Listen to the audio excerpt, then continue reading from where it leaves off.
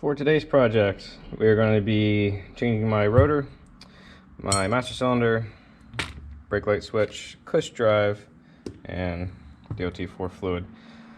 What had happened, I've been experiencing a spongy rear pedal feel, and there's no air in the lines. It was already bled, fluid changed and everything. What I was doing to try and get a little bit more pedal feel out of it was I screwed this in a little bit. And after a couple heated runs up the mountain, the fluid heated up and seized the rear brakes and caught them on fire. As you can see, very lovely.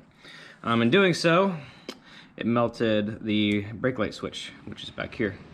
One thing Indian changed for the 22 models, look over here, is they mounted the switch here.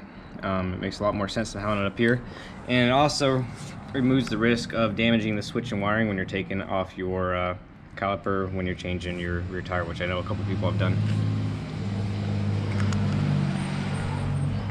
So what I'll be doing is this harness runs up in here, so I'll have to take my plate bracket off, and then the ABS module pump is back in here. It's a pressure switch. It doesn't work like a normal switch on some bikes. It senses the pressure and then puts your brake lights on. And while I'm doing that, I noticed last time I had my wheel off that the cush drive was a little bit loose. It was flopping around in here. And so I'm just going to throw in a new cush drive while I'm at it and call it good. Alright, take the rear tire on and off. You need a 36mm socket, a 13mm socket to loosen these bolts up. I loosen them up before I pull the wheel off. And obviously a pair of pliers pull the C-clip out. Another thing they changed from the 2019s to the 22s is they no longer have a C-clip. They have a self-locking nut, and it's this different axle as well. You can change this to this style if you want. You can just buy it straight from Indian. Alright, new one's in. Fit nice and tight in there. It does basically say the side out, so it's kind of idiot-proof. And this should be a lot more snug, and I should actually have to work to get it seated. She had to get the hammer out to get her seated, but as you can see, the new rubber's in. She's in there, nice and tight. So something quick and easy to do. Now, slide this over, and we're gonna have to take off the ABS tone ring first, and then we'll take out all these screws and get this old warped rotor off. For this, you're gonna need a T27 for the ABS tone ring, and then a T40 for this. You can reuse these bolts, or you can buy new ones. If you reuse them, make sure you put a little bit of blue Loctite on them, and obviously the torque specs for these bolts are all in the manual. And there's spring washers underneath these. Make sure they go back on, because this is a semi-floating rotor, and these are slotted, so as it heats up and contracts, it moves a little bit. So under here, I'll show you the washer. So you have this. You have your little spring washer here, and then it allows that to move inside of there. As you can see, things got a little heated. And our new one, this came off with letters facing out, going back on with letters facing out, and there's no markings on the back side of this.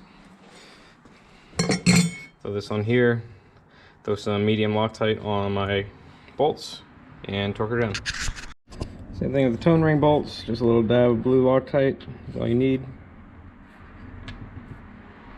Not to go overboard with it. Do not use red. Just get them all started by hand, and then get the socket and torque wrench out. They're all in torqued.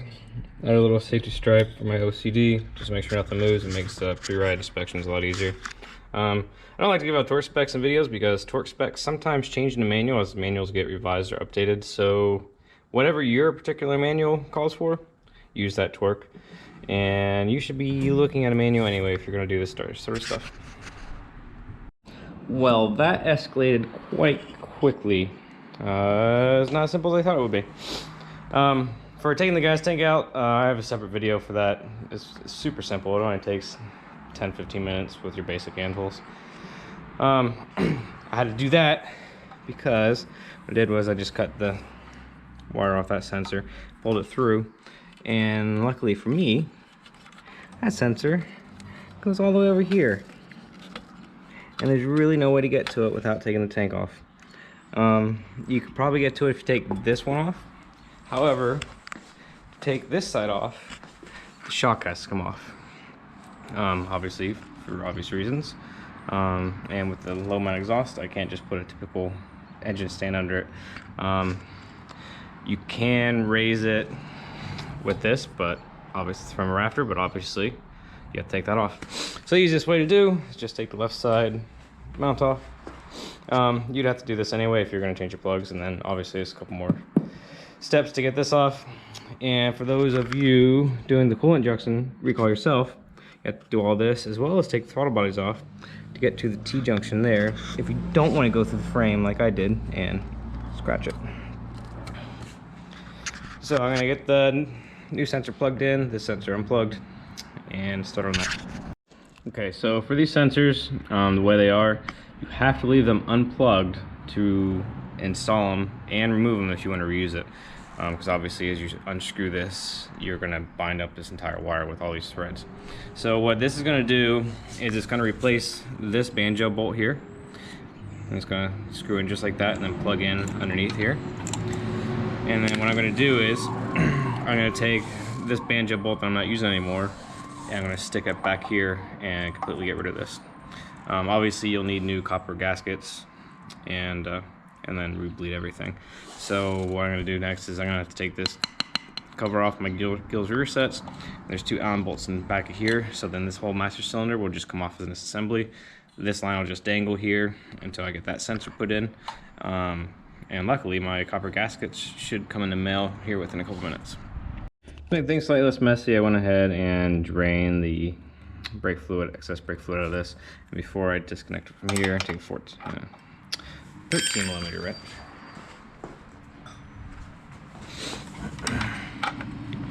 Just crack this loose because once this is disconnected, that's going to be a pain in the dick to do. Same thing back there, which I already did before I disconnected the caliper. Alright, so a pack of new copper seals came in. Here's the old one, and here's the new one. So obviously, like I said, with this sensor, with this wire, basically just hold the wire up here, and then with your other hand, tighten it down. Obviously tighten it, crush these two gaskets here. Put the bolts back in, and with this sensor, what it does is actually just follows this brake line here into the ABS module, and it shoots in straight up under here. Versus the old one where it came in, looped all the way around, and then went down in and followed this wire here, your speed sensor, your ABS sensor, sorry. And then yeah, it just plugs in here, so zip tied, all nice and tight in there. So I cleaned that up, and then what I did was I took the original banjo bolt that was from here, stuck it back here. What I'm going to do is tomorrow I'm going to put the tire back on. I'm going to wait to mount all this where it needs to be so I know where I need to clock this, and then we should be good to go and start the bleeding procedure and then put the bike back together. Well, swapping the banjo bolts proved to be too good to be true.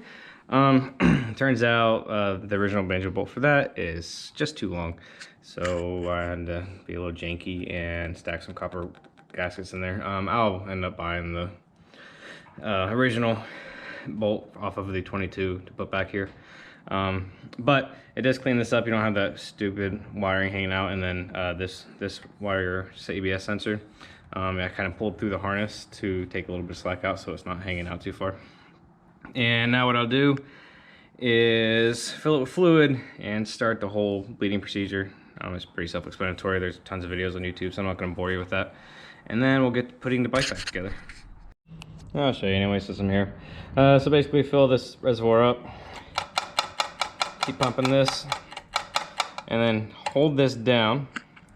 And back here with your other hand, you're going to take a size 11 wrench and crack this valve open. When you crack that valve open, you'll have fluid come through here. As you can see, there's some air bubbles in here. And then the pedal will actually go all the way down to its stop. And then while you hold it all the way down, come back here, tighten this nut back up, and then you can release this, add fluid as needed, and repeat. It's the exact same thing for the front brakes. And what I'll do is I'll do this for a little while. I'll let it sit, let air bubbles work its way through the system, and then I'll do it a couple more times. Once I'm confident I ran enough fluid through it and I'm getting no more air bubbles and this pedal feels nice and firm and it doesn't feel like squishy anymore, then I know I'm good. And also what I did, so I don't repeat the same mistake, is I actually measured this distance from this lock nut up to this nut and compared it with my other FTR, and it's right around 10 millimeters. So that's where they come from the factory, so that's where I'm gonna let it sit and see how it feels when I get to ride it. So for the fuel tank, something to note, there is this little slot right here, and what goes in that slot is your fuel line. It sits right here. So if you slide the tank in and you don't do that, it can pinch this fuel line and you're gonna have fitment issues with your tank. It's commonly missed. Also, if you see some oil residue or anything running down here, 9 times out of 10, it's just your valve cover breather just seeping a little bit. And this just kind of slides right in, and as you can see down here, the fuel line just goes in that slot. Then you have your bolt up here, you have your vent here, and you have your vent down here. For these fuel lines, they're all the same on the Indians. They just clip right in. To take them off, you push down this, and let's see here, push in, push down, and then pull out. Super simple and easy. So push in, push down, pull out. And there. So what I'll start doing is I'll run my my plate. So I just have this on this type of harness. So I'll shove that down in there, and then everything just junctions up here. So when I'm putting this back on, what you do is you want to run all your wires back up through. This is just my junk with how I did my turn signals and my undertail kit down here. The wires just kind of run back there, and they tuck in behind here. What you want to do is put these 2 bolts in very loosely. That way you can manipulate this thing, because you have to get these lined up, and you do not want to strip these because it is soft aluminum and they are easy to strip. I know a couple people did, but you can kind of move this whole frame a little bit to get these lined up. Once these are lined up, tighten these, and then go ahead and tighten these 2 down here. And once this is torqued down and these are torqued down, what you want to do is install your taillight with your 10mm bolts, and then loosely install these 2 10mm bolts and this 10mm bolt, and get the tank situated in center, and then tighten all that down. And then we'll reinstall this bracket. I'll get my wiring harness all zipped up and cleaned up, and then we'll reinstall this bracket. Then we'll reinstall this front top bracket, and then we're good to go. So the rat's nest is all wired up. Obviously you won't have to deal with this depending on how you have your plate lights. Tail lights hooked up, this bracket's on, this bracket's on, and then obviously we're just going to want to do a quick check of lights, and also make sure the fuel pump primes. So that primes, tail light works, plate lights work, turn signals work. So fortunately, I forgot I ordered these, but from taking my tank panels on and off so many times from all my tinkering and then changing tank panels, I think I had like 5 different sets on. These little rubber bushings started to wear out. So luckily, I have 4 new ones sitting in here. I'll take some time and do that. And then, so once I change out these bushings, tank panels can go on. Obviously, you have to put this on first, and then the tank panels can go on, and then the seat goes on, then the grab handles go on, and then I'll go back and re-bleed the brake system one more time. So I got the axle torqued down, I got the caliper torqued down. What I went ahead and did anyway was I ran about 3-4 reservoirs of new fluid through here, just to make sure there was no air. I can already tell you that this feels much more firm than with the old master cylinder, and yes, the brake light does work. I miss how this thing looks outside. Alright, I got it all buttoned up, all up down, all my greasy fingerprints off of it. I do kind of like the way they did clean up this extra wire back here. That's good, brake's good, it's good. Obviously can't take it for a test ride because we got a big snowstorm last night, but we can start it.